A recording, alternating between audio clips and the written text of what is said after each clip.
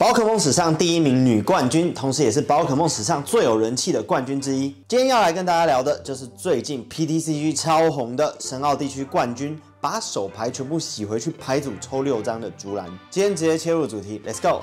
在影片开始之前，请不要忘记订阅我的频道，以追踪最新的宝可梦回忆录。第1名女性冠军竹篮初次登场于宝可梦第4代游戏钻石、珍珠还有白金版，名字来自于植物南天竹，花语是跟竹篮性格很符合的“我的爱只增不减”。另外，大吴的名字 Daigo 来自刺桐花 Digo， 花语是梦跟爱。姓氏之福旗 Tsuwabuki 来自于石路，花语是谦虚，不会输给难题，还有先见之明。宝可梦的角色名字大多都来自于植物，所以性格也会参考那个植物的花语。不知道是因为竹篮是大家期待已久的第1位女性冠军的缘故，又或者是因为她的人物塑造太成功的缘故，她在各种人气投票都稳拿前几名，连很少再出人物模型的宝可梦系列都有跟黏土人合作推出竹篮款式。竹篮的人气来自于剧中的暖心表现，跟她真的很强。我再说一次，她真的很强。竹篮的队伍跟慢慢变成除队的满冲队不一样，竹篮从一开始他的队伍就除爆。深澳地区的岛神烈咬陆鲨之所以开始有名，就是在钻石珍珠版的冠军战一战成名的。而且在你破关后再次挑战竹篮的话呢，烈咬陆鲨的等级会变成78等，有够狂。竹篮在钻石珍珠版的故事中多次登场，协助主角挑战银河团，并且跟主角在游戏的最后做顶上对决。可是因为他很常在主角的冒险路上拦截主角，所以被玩家认定是跟踪狂。他在游戏中的第1次登场是给玩家当时还没被删除的秘传招式01废招聚合斩。第7世代入坑的玩家可能不知道这是什么，之后会再跟大家好好解释。在初次登场时，他也会跟玩家谈论他对宝可梦的传说还有考古很有兴趣。在宝可梦的世界观中呢，训练家通常都是副业，你熟知的训练家们大多都有另外的主业。不过大吴好像是游手好闲的富二代，他不算。竹篮则是一个非常有名的考古学家，他出生于神澳地区的乡下地带神河镇。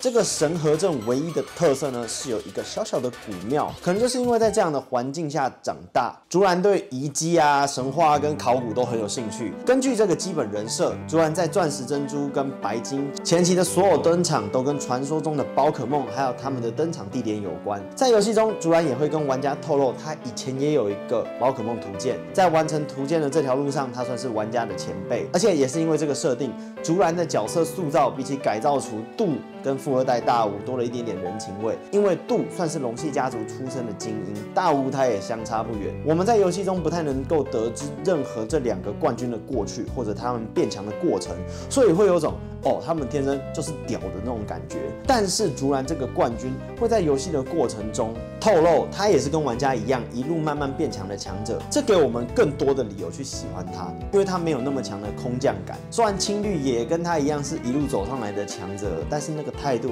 就是竹篮的做人处事跟冷艳的外表有很大的反差。我在这边做个概括，竹篮就是一个努力爬到巅峰还保持谦虚的强者。在故事中，他会一步一步揭发银河团试图想要控制传说中的神奥3神的阴谋，并且跟主角一起去讨伐他们。关于这段对抗银河团的描写，在原本的钻石珍珠版里面并没有很多，竹篮比较像是出一张嘴叫主角去做事而已。但是白金版有更强化实质帮助主角冒险的这段描写，甚至跟主角一起进入破碎的世界冒险，一起对抗银河团首领跟捕捉奇拉蒂娜。在结束银河团的事件后呢，玩家终于可以到联盟挑战竹篮。挑战成功进入殿堂的时候，竹篮也会稍微讲一下他的过去。他曾经从山梨博士那边拿到图鉴，开始冒险的事情。而且他也会说，在当上冠军之后，他有很长一段时间没有输过。在钻石、珍珠跟白金结束之后的游戏呢，因为竹篮人气实在是太高了，在后来的每个世代的宝可梦游戏或多或少都有他的戏份。在新金混音版的阿尔夫遗迹的剧情里面，也能看到竹篮客串。如果玩家带着配部的阿尔宙斯触发剧情的话，会被传送到成都北边的遗迹，玩家会遇到正在那个遗迹考古的竹篮。在剧情结束之后，竹篮会让你选一只1等的3神带走，那个有点像发御三家的感觉，超酷。因为博士给你的3选1都是这些。但是竹篮给你的3选1却是这些。在黑白版中，当玩家全破之后，可以在小波镇的一栋别墅中跟他对战。对话中他会透露他这次来合众地区是为了考古。哦，对，黑白的合众地区有3000年前的古代海底遗迹，这之后有机会再做一期视频为大家讲解。他会跟你说，你让他想起了钻石珍珠版的主角，就我啊。反正之后拜访这个别墅的时候，也能跟他闲话家常。我比较有印象的是，他说他买了一大堆泳衣，却不知道要穿哪一件。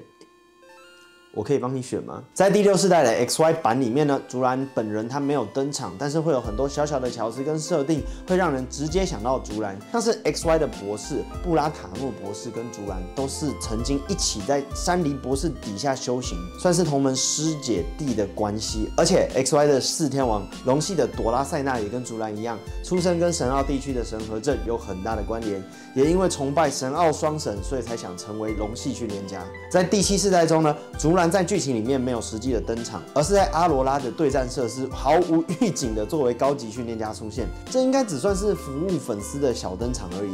因为竹篮跟满冲他们2个虽然有登场，却没有跟赤红还有青玉一样，因为时间的流动改变外形，这其实是一件非常奇怪的事情。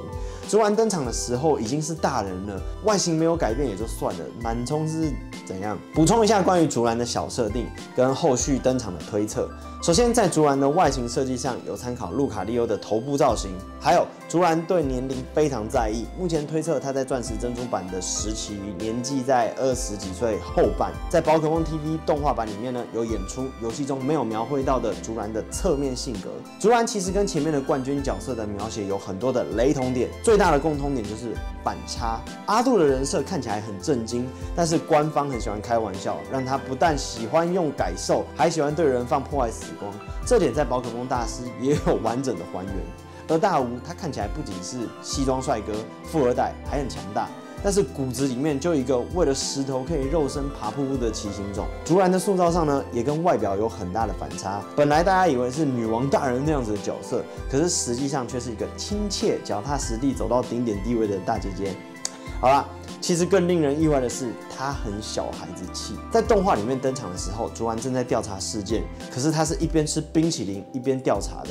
在后来的故事里面，也有演出竹篮为了选择冰淇淋口味，他浪费了1个小时的剧情。除了小孩子气、爱吃冰淇淋以外，在游戏原作里面有提到，竹篮是一个超级生活白痴，他是一个连打扫都有困难的人。他的房间乱七八糟，研究古迹的资料乱到他自己都不想回家面对的程度哦，就那么乱。根据竹篮的人物设计师森森健先生在宝可梦卡牌插画集的访谈所说，竹篮在设定上最原本的性格不是我们看到的邻家大姐姐那样，而是跟外表很一致的高冷女王。这张卡牌叫做竹篮的想法，是以竹篮对挑战自己的主角说着“哦，少嚣张了”，然后回击这样的概念去画的，完全跟动画还有游戏塑造出来的好人形象有落差。不过事情证明了，后来的大姐姐型人物塑造是非常成功的。那最后我想谈谈竹篮在未来的登场机会。首先，假如钻石珍珠有出复刻版的话呢，它一定会登场啊，这是废话。再来，剑盾的 DLC 2。冠之雪原新增了烈瑶路杀哦，这点其实很重要哦，因为像是黑白2可以挑战全冠军跟馆主一样，剑盾 DLC 2的预告呢有提到会有特殊的锦标赛可以打，在 DLC 2登场的600族有哪些呢？我岳父大吴的巨鲸怪，还有竹篮使用的烈瑶路杀。在这个特殊锦标赛，假如会有历代冠军的登场，也不奇怪啊。虽然我觉得如果可以挑战竹篮，那一定很酷，不过我还是希望竹篮未来还能在剧情里面有更多发挥、更多的登场，有更详细的人物塑造。所以说，那个泳装什么时候才能看得到？好啦，以上就是宝可梦系列首个女性冠军竹篮的登场介绍跟解析。这支影片就到这边，你喜欢竹篮的哪个部分呢？强大吗？还是性格？我自己是很喜欢他小孩子气的反差，超级可爱。还有 PTCG 卡牌的竹篮拿来绿牌超级好用，欢迎大家在留言区讨论竹篮对你们来说最大的魅力。喜欢我的影片，麻烦按一个喜欢，也麻烦订阅我的频道，不要忘记打开小铃铛哦，因为订阅了不见得会跳出通知你有新影片。想要看我分享生活的朋友，欢迎在留言区追踪我的 IG。那么我们就下次影片见啦，拜拜。